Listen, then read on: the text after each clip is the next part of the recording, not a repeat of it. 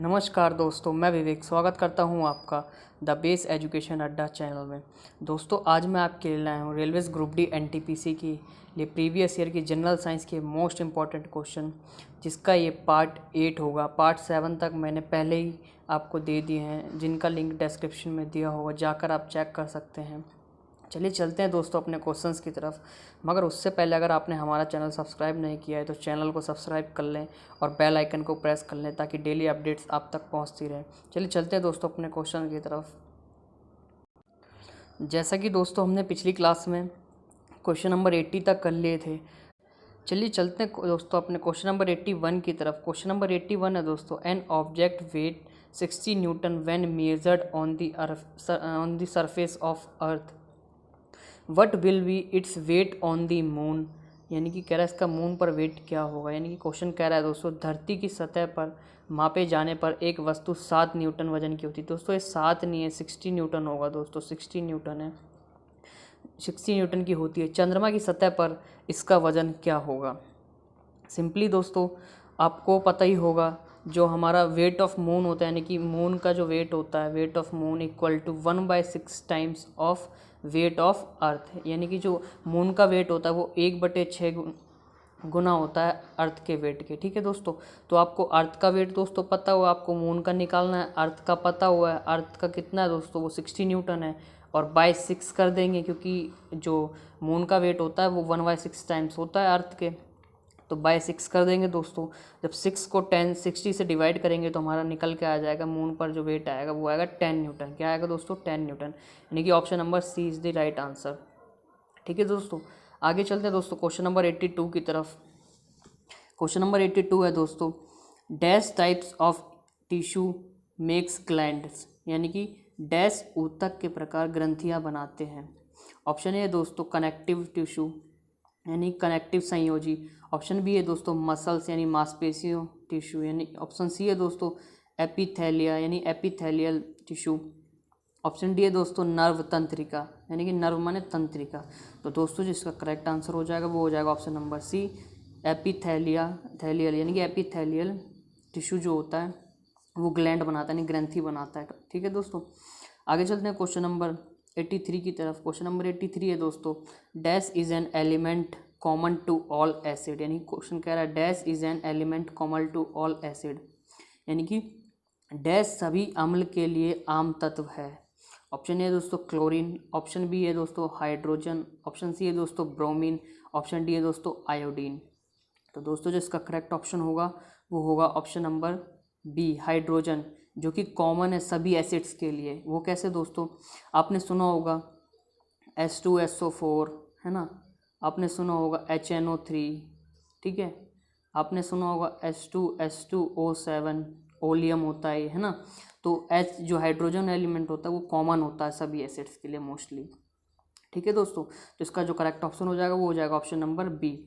आगे चलते दोस्तों क्वेश्चन नंबर 84 की तरफ। क्वेश्चन नंबर 84 है दोस्तों, the fungal cell wall is made up of hard complex sugar called dash. यानी क्वेश्चन कह रहा है दोस्तों, कवक कोशिका भित्ति कड़ी जटिल शर्करा से बनी होती है जिसे डैश कहते हैं। ऑप्शन ए है दोस्तों पैक्टिन, ऑप्शन बी है दोस्तों काइटिन, ऑप्शन सी है दोस्तों लिग्निन, ऑप्शन डी है दोस्तों सेल्यूलोज। तो दोस्तों जिसका करेक्ट आंसर हो जाएगा वो हो जाएगा ऑप्शन नंबर बी काइटिन। जो कवक कोशिका भित्ति होती है वो उसमें जो जटिल शर्करा से बनी होती है जिसे हम कहते हैं काइटिन। ठीक है दोस्तों, आगे चलते हैं क्वेश्चन नंबर 85 की तरफ। क्वेश्चन नंबर 85 है दोस्तों, an electric bulb is connected.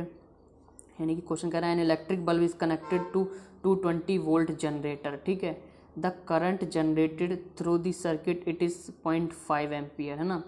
How much power is the bulb. ठीक है, क्वेश्चन कह रहा है एक विद्युत बल्ब 220 वोल्ट जनरेटर से जुड़ा है, इसके माध्यम से उत्पन्न धारा 0.50 एम्पियर है, बल्ब कितने पावर का है दोस्तों। तो दोस्तों आप लोग पावर का फॉर्मूला तो जानते ही होंगे दोस्तों, सभी को पता होगा। पावर का फॉर्मूला जो होता है वो होता है power equal to voltage into current. ठीक है, तो दोस्तों आपको वोल्टेज दिया हुआ 220 वोल्ट है ना, और आपको पावर भी दी करंट भी दिया हुआ 0.5 एम्पियर है ना। यानी कि इस पॉइंट से ये 0 कट जाएगा, ठीक है दोस्तों। तो आपका इस पॉइंट से 0 कट गया तो 22 पंजे कितना हो जाएगा 110। 110 क्या आएगा दोस्तों वॉट। वॉट इसकी यूनिट होती है किसकी, पावर की, याद रखना दोस्तों। वॉट जो होती है पावर की यूनिट होती है ना। आगे चलते हैं दोस्तों क्वेश्चन नंबर 86 की तरफ। क्वेश्चन नंबर 86 है दोस्तों, which metal oxide is an amphoteric oxide. यानी कि क्वेश्चन कह रहा है कौन सा धातु ऑक्साइड एक उभयधर्मी ऑक्साइड है, यानी कि उभयधर्मी ऑक्साइड। दोस्तों आपको बता दूं एम्फोटेरिक ऑक्साइड क्या होते हैं। एम्फोटेरिक ऑक्साइड वो होते हैं जो कि एसिड और बेस दोनों से ही रिएक्शन करते हैं, ठीक है दोस्तों। ऑप्शन ए है दोस्तों एल्यूमिनियम, ऑप्शन बी है दोस्तों सोडियम, ऑप्शन सी है दोस्तों आयरन, ऑप्शन डी है दोस्तों पोटेशियम। तो दोस्तों जिसका करेक्ट ऑप्शन हो जाएगा वो हो जाएगा ऑप्शन नंबर ए एल्यूमिनियम, जो कि एम्फोटेरिक ऑक्साइड है। जैसे कि इसका एग्जाम्पल है Al2O3, ठीक है दोस्तों। इसे हम कहते हैं बॉक्साइट। क्या कहते हैं, बॉक्साइट। याद रखना दोस्तों, इसका करेक्ट आंसर हो जाएगा ए, ऑप्शन नंबर ए। आगे चलते हैं दोस्तों क्वेश्चन नंबर 87 की तरफ। क्वेश्चन नंबर 87 है दोस्तों, the number of electrons date can be accommodated in L orbit is. ये क्वेश्चन कह रहा है दोस्तों एल ऑर्बिट में स्थित इलेक्ट्रॉनों की संख्या कितनी होती है। ऑप्शन ए दोस्तों 18, ऑप्शन बी है दोस्तों 32, ऑप्शन सी है दोस्तों 2, ऑप्शन डी है दोस्तों 8। दोस्तों जो इसका करेक्ट ऑप्शन होगा वो होगा ऑप्शन नंबर डी 8। वो कैसे दोस्तों, आपको पता होगा के शेल होती है, एल होती है, एम होती है, एन होती है ऑर्बिट, ठीक है दोस्तों। जो के में इलेक्ट्रॉन्स होते हैं वो होते हैं 2, और जो एल में होते हैं वो 8 होते हैं, एम में होते हैं 18 होते हैं, एन में जो होते हैं वो 32 होते हैं, ठीक है दोस्तों। तो दोस्तों जो इसका करेक्ट ऑप्शन हो जाएगा वो हो जाएगा ऑप्शन नंबर डी, ठीक है दोस्तों। आगे चलते हैं क्वेश्चन नंबर 88 की तरफ। क्वेश्चन नंबर 88 कह रहा है दोस्तों, in dash class animal breathing occurs through gills और लंग्स। यानी कि क्वेश्चन कह रहा है डैश वर्ग के प्राणियों में श्वसन गलफड़ों अथवा फेफड़ों द्वारा होता है ना। तो दोस्तों ऑप्शन ए है बर्ड यानी पक्षी, ऑप्शन बी है दोस्तों फिश यानी कि मत्स्य, ऑप्शन सी है दोस्तों रेप्टाइल्स यानी कि सरीसृप, ऑप्शन डी है दोस्तों एम्फीबियंस यानी उभयचर। तो दोस्तों जो इसका करेक्ट आंसर हो जाएगा वो हो जाएगा ऑप्शन नंबर डी, उभयचर जो होते हैं वो गलफड़ों से और फेफड़ों द्वारा सांस लेते हैं, ठीक है दोस्तों। चलते दोस्तों क्वेश्चन नंबर 89 की तरफ। क्वेश्चन नंबर 89 है, in negative acceleration the velocity of the object. इनकी क्वेश्चन कह रहा है ऋणात्मक त्वरण में वस्तु का वेग। ऑप्शन ए है इंक्रीज बढ़ता है बढ़ेगा, ऑप्शन बी है रिमेन्स कांस्टेंट यानी स्थिर रहेगा, ऑप्शन सी है दोस्तों शून्य हो जाएगा, ऑप्शन डी है दोस्तों घटेगा। तो दोस्तों आपको पता ही होगा जब एक्सेलरेशन नेगेटिव हो जाएगा यानी रिटार्डेशन हो जाएगा तो जाहिर सी बात है वेलोसिटी हमारी डिक्रीज ही होगी, है ना। तो ऑप्शन नंबर डी इसका करेक्ट आंसर हो जाएगा, ठीक है दोस्तों। चलिए चलते हैं दोस्तों क्वेश्चन नंबर 90 की तरफ। क्वेश्चन नंबर 90 है दोस्तों, in which of the following no work done. यानी क्वेश्चन कह रहा है निम्नलिखित में से कौन सा काम नहीं किया जाता, है ना। ऑप्शन ए है दोस्तों सचिन वॉक्स अ डिस्टेंस ऑफ 4 किलोमीटर। यानी कि सचिन ने 4 किलोमीटर की दूरी तय की। तो दोस्तों जब बात दूरी की है, उसने दूरी चला तो है कुछ, तो वर्क क्या होता है, फोर्स इनटू डिस्प्लेसमेंट होता है ना दोस्तों, है ना वर्क। तो उसने दूरी तय की है तो इसमें वर्क डन हो रहा है। ऑप्शन बी है कुली कैरीज अ लोड फ्रॉम बस टू अ कार। यानी कि कुली ने बस से एक कार को लोड किया, ठीक है, तो इसमें भी वर्क डन हो रहा है दोस्तों, है ना।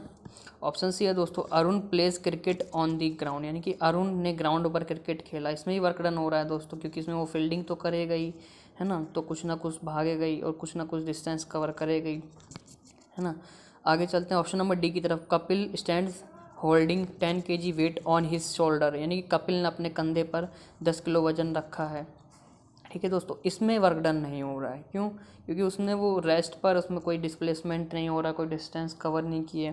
तो दोस्तों जो इसका करेक्ट आंसर हो जाएगा वो हो जाएगा ऑप्शन नंबर डी, ठीक है, जिसमें वर्क डन नहीं होगा। आगे चलते हैं दोस्तों क्वेश्चन नंबर 91 की तरफ। क्वेश्चन नंबर 91 है दोस्तों, when silver chloride is placed in the sun it turns grey because of the formation of. ये क्वेश्चन कह रहा है जब सिल्वर क्लोराइड को धूप में रखा जाता है तो यह भूरे रंग का हो जाता है, किसके निर्माण के कारण, है ना। ऑप्शन ए दोस्तों सिल्वर ऑक्साइड, ऑप्शन बी है दोस्तों सिल्वर मेटल, ऑप्शन सी है दोस्तों सिल्वर ऑक्जेलेट, ऑप्शन डी है दोस्तों सिल्वर आयन। तो दोस्तों जो इसका करेक्ट आंसर होगा वो होगा option number B, silver metal. ठीक है, सिल्वर मेटल के कारण वो ग्रे कलर का हो जाता है। ठीक है दोस्तों, इंपॉर्टेंट क्वेश्चन है ये। आगे चलते हैं दोस्तों क्वेश्चन नंबर 92 की तरफ। विच of the below is not an industrial application of ultrasound waves, यानी कि निम्न में से कौन अल्ट्रासाउंड तरंगों का औद्योगिक अनुप्रयोग नहीं है। ऑप्शन है दोस्तों अल्ट्रासोनिक क्लीनिंग, यानी कि अल्ट्रासोनिक सफाई। ऑप्शन बी है दोस्तों ultrasonic removal of pesticides from a plants body, यानी कि पादप शरीर से कीटनाशकों का अल्ट्रासोनिक निष्कासन। ऑप्शन सी है दोस्तों ultrasonic detection of defects in metals, यानी कि धातु में दोष का अल्ट्रासोनिक पता लगाना, है ना। ऑप्शन डी है दोस्तों ड्रिलिंग होल्स, ये ड्रोलिंग नहीं है दोस्तों, ड्रिलिंग है। ड्रिलिंग होल्स और making cuts of desired shape, यानी कि ड्रिलिंग छेद या वांछित आकार के छड़ बनाना। तो दोस्तों जो इसका करेक्ट ऑप्शन हो जाएगा वो हो जाएगा option number B, ultrasonic removal of pesticide from a plants body, यानी कि पादप शरीर से कीटनाशकों का अल्ट्रासोनिक निष्कासन नहीं होता है। ठीक है दोस्तों, आगे चलते हैं दोस्तों क्वेश्चन नंबर 93 की तरफ। क्वेश्चन नंबर 93 है, if 3 resistors of 10 ohm, 8 ohm and 7 ohm are connected in series order, then the circuit will have effective resistance। यानी क्वेश्चन कह रहा है दोस्तों 10 ओम, 8 ओम और 7 ओम के 3 प्रतिरोध श्रेणी क्रम में जुड़े हुए हैं, यानी कि सीरीज में जुड़े हुए हैं, तो परिपथ में प्रभावी प्रतिरोध होगा। तो दोस्तों आपको इसका कॉन्सेप्ट बताता हूँ। इसका कॉन्सेप्ट तो आपको पता ही होगा, जब कोई रेसिस्टर श्रेणी क्रम में जुड़ा हो यानी कि सीरीज़ में जुड़ा हो, है ना, तो सीरीज़ में कैसे जुड़ेंगे, ये R1, ये R2, ये R3। ठीक है, ये क्या है, ये R1, ये R2, ये R3। तो जो इनका दोस्तों R इक्विवेलेंट हो जाएगा, R इक्विवेलेंट वो हो जाएगा सीरीज़ के लिए R1 plus R2 plus R3। ठीक है, तीनों का सम। तो दोस्तों यहाँ पे जो अब हमें क्या क्या दे रखा है, R1 हमें दे रखा है 10 ओम, कितना 10 ओम, है ना। R2 कितना दे रखा है दोस्तों हमें, R2 दे रखा है हमें 8 ओम, है ना। और R3 हमें कितना दे रखा है 7 ओम। ठीक है दोस्तों, अब हमें क्या करना, R इक्विवेलेंट निकालना है। तो वो कैसे निकालेंगे, आपको पता है, मैंने तीनों को सम कर दीजिए, यानी कि 10 प्लस 8 प्लस 7 इक्वल टू 25। ये क्या 25 ओम, ये क्या आ गया, R इक्विवेलेंट आ गया। तो हमारा जो ऑप्शन नंबर डी होगा वो करेक्ट आंसर होगा इसका। ठीक है दोस्तों, अब इसी में एक कॉन्सेप्ट और है, ये तो था सीरीज़ के लिए, जब सीरीज़ के लिए दे दे आपको, श्रेणी क्रम के लिए दे दे। अब बात करते हैं समांतर क्रम के लिए, यानी कि पैरेलल के लिए। जब पैरेलल की बात कहेगा तो दोस्तों जैसे, है ना, तीन वो हैं, 3 रेसिस्टेंस हैं, ये R1, ये R2, ये R3। ठीक है, R1, R2, R3, है ना। अब इसमें पूछेगा R इक्विवेलेंट क्या होगा, तो दोस्तों इसका जो R इक्विवेलेंट होगा वो होगा 1/R equivalent equal to 1/R1 plus 1/R2 plus 1/R3। ठीक है दोस्तों, ये इंपॉर्टेंट है दोस्तों, काफ़ी बार पूछा जाता है एग्जाम में, पैरेलल और सीरीज़ का दोनों, है ना। आगे चलते हैं दोस्तों क्वेश्चन नंबर 94 की तरफ। क्वेश्चन नंबर 94 है दोस्तों, लेंथ ऑफ ईसोफेगस इज, यानी कि ग्रास नली की लंबाई है A 20 centimetre, B option 40 centimetre, C option 25 centimetre, D option 25 metre. तो दोस्तों जो इसका करेक्ट आंसर हो जाएगा वो हो जाएगा ऑप्शन नंबर सी, 25 मीटर होती है ईसोफेगस की लेंथ, यानी कि ग्रास नली की लंबाई जो होती है वो 25 सेंटीमीटर होती है ना दोस्तों। आगे चलते हैं क्वेश्चन नंबर 95 की तरफ। क्वेश्चन नंबर 95 कह रहा है दोस्तों, निम्नलिखित में in which of the following chalcogen is known as, यानी कह रहा है in which of the following chalcogen is known as, यानी कि निम्नलिखित में से किसे चैल्कोजन के रूप में जाना जाता है। ऑप्शन है दोस्तों fluorine, chlorine, bromine, iodine, antimony. Option B है दोस्तों oxygen, silicon, selenium, tellurium, polonium. Option C है दोस्तों नाइट्रोजन, फॉस्फोरस, आर्सेनिक, है ना। और आगे आपको पता ही ऑप्शन काफ़ी सारे दे रखे हैं। ऑप्शन डी है दोस्तों He, Ne, Ar, Kr, X, यानी कि helium, neon, argon, krypton, xenon, है ना।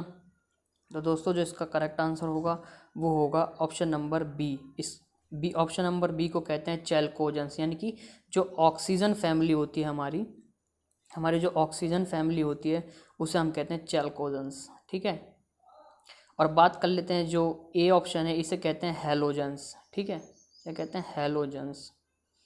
और बात कर लेते हैं सी ऑप्शन की, इसे कहते हैं हम निकोजेंस, निकोजेंस। दोस्तों यहाँ पर पी साइलेंट है, ठीक है, इसे हम कहेंगे निकोजेंस, है ना। अब बात कर लेते हैं डी ऑप्शन की, ये होती हैं इनर्ट गैस। ये तो सभी को पता है दोस्तों, इन्हें इनर्ट गैस कहते हैं। क्या कहते हैं? इनर्ट गैस, ठीक है दोस्तों। कैसी लगी वीडियो दोस्तों कमेंट कर ज़रूर बताना। मगर उससे पहले अगर आपने हमारा चैनल सब्सक्राइब नहीं किया है तो लाल बटन दबाकर चैनल को सब्सक्राइब करें और बेल आइकन को प्रेस करें ताकि डेली अपडेट्स आप तक पहुंचती रहे। मिलते हैं दोस्तों नेक्स्ट वीडियो में। Thank you so much guys.